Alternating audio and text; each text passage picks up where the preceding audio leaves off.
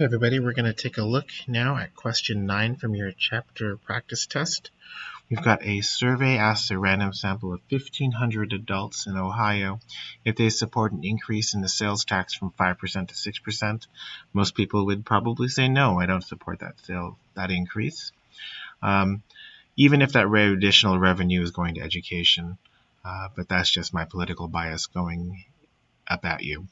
So let P denote the proportion in the sample that says that they support the increase. Suppose that 40% of all adults actually increase. This really should be P hat here. So let's say P hat denotes the proportion in this sample that says they support the increase. So if P hat is a proportion of the sample of the increase, what should the mean of P hat be? Of course, the mean of this, the mean of P hat should be equal to the population parameter P, which is 0.40. Okay, so what we learned is that sampling distributions for proportions are unbiased estimators. Therefore, the mean of the sampling distribution for P hat should be the same as the proportion in the population. And if 40% is the actual proportion of the population in Ohio that support that increase, then 40% should be the mean of that sampling distribution for P hat. How about the standard deviation for P hat?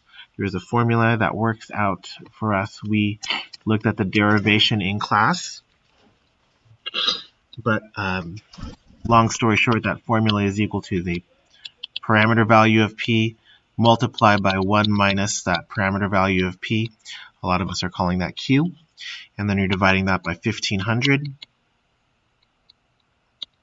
So we're going to take a look on our calculator. That's 40% multiplied by 60%.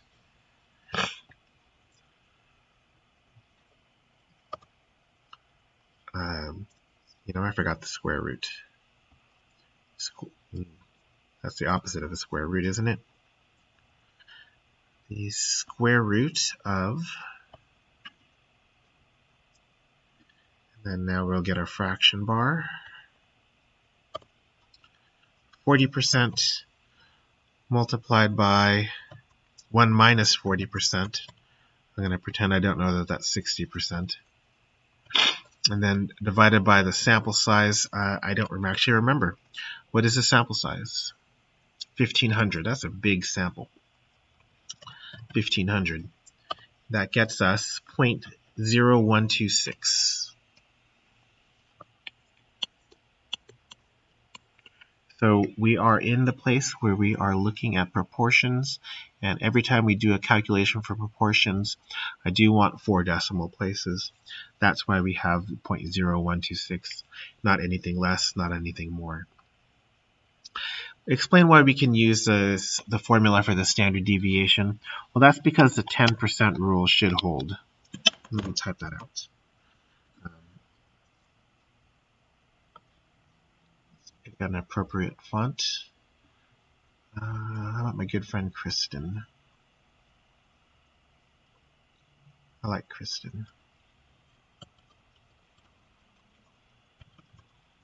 There we go. It's a little bigger. So the 10% rule,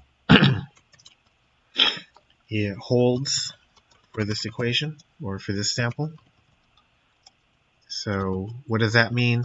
That means that 10% of the population of Ohio is greater than the sample size of 1,500.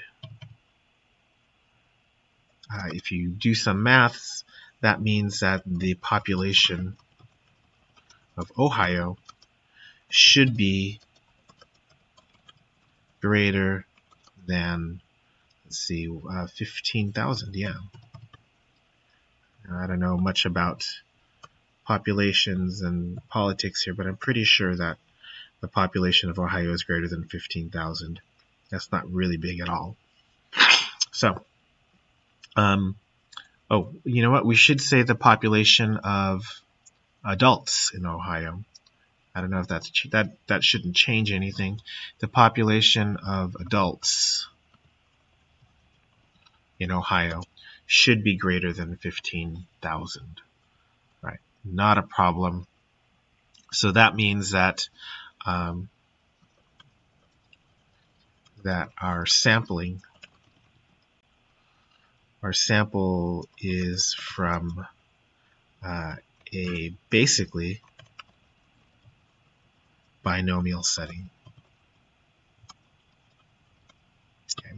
And because it's a binomial setting, your standard deviation formula is square root of NPQ, the whole thing divided by n. So that is C. Letter D, check that you can use a normal approximation. This is a similar calculation. We call this large counts. Let's go back to Kristen. What did we say, 14 point? Yeah, Kristen, 14 points. So this is a law of large counts. Where'd Kristen go?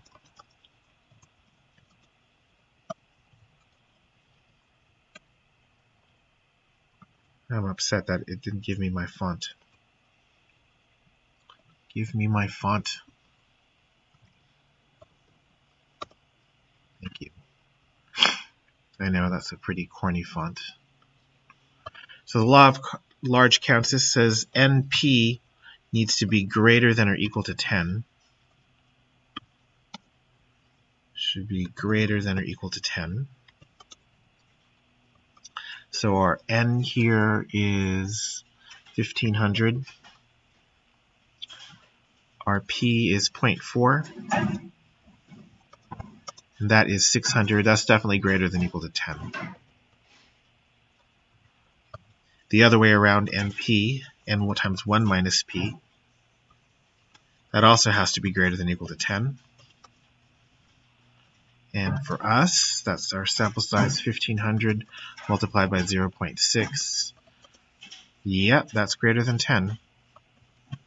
So our law of large counts holds. Therefore,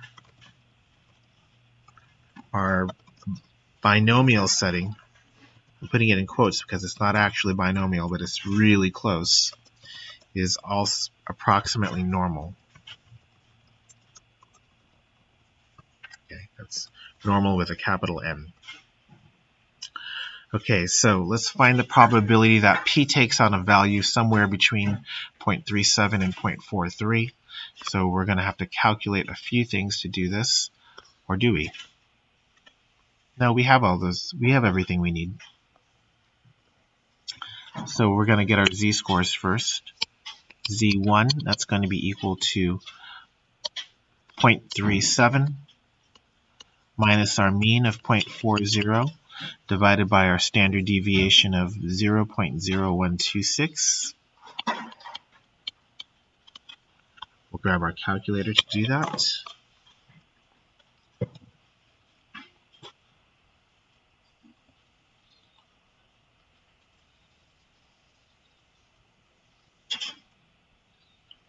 Calculator's not being a friend right now. There we go. 0.37 minus 0.40 divided by 0.0126 gives me a z-score of negative 2.381. Negative 2.381. Z2, that's going to be equal to 0.43 minus 0.40, whole thing divided by 0.0126. We'll do that again. Second enter will give me the previous command, which is nice because the only thing I really need to fix is changing this 3.7 to a 4.3. And what a surprise, that gives me 2.381.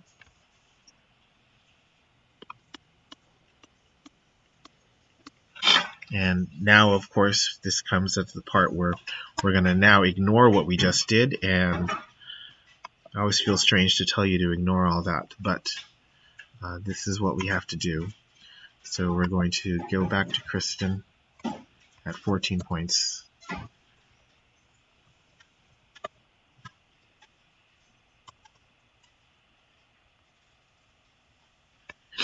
And we're going to calculate. So the probability that the p hat, it says fat, that's really funny. Everyone has fun with that, is between 0.37 and 0.43. That's equal to a norm CDF with the lower equal to 0.37, the upper equal to 2. No, what am I doing here? Oh no, that's correct. 0.43, the mean equaling 0.40, and the standard deviation equaling 0.0126. Okay. I'll try and put that all in the same line for you. And that's equal to, let's go ahead and do it, second distribution normal CDF. Lower is 0.37, upper is 0.43. The mean is 0.40, standard deviation is 0.0126. Paste, and that gives me 0.9827. So almost definitely that sample proportion will be between 37% and 43%. So let me try and remember 9827. 9827. Okay. All right. So p hat, the probability that p hat is between 0.37 and 0.43 is about 98%. We should also take a look at the z-scores and make sure that our z-scores and our 98% works. If you'll take a look at this, our z-scores are -2, -2.3, and positive 2.3. And as we learned from our 68, 95, 99, 7 rule, 2 standard deviations should contain about 95% of the data. And the fact that we have a little bit more than 95% of the data, or a little more than 98%, does mean that this looks like the correct calculation. So again, 2 standard deviations contain about 95% of a normal distribution. So if we're going above, just below 2 standard deviations to just above 2 standard deviations, we are looking at more than 98% of the data. Maybe we want to look at that as this is me being a little bit extra now. Maybe we want to look at that as a normal curve. You know, if this is -2.38, this is positive 2.381. This area here in the middle is what we're looking at. So certainly that's about 98% of the area. Okay, and I think that's it for this question. Yes, it is. Gonna go ahead and sign off, and we're gonna do question 10 next.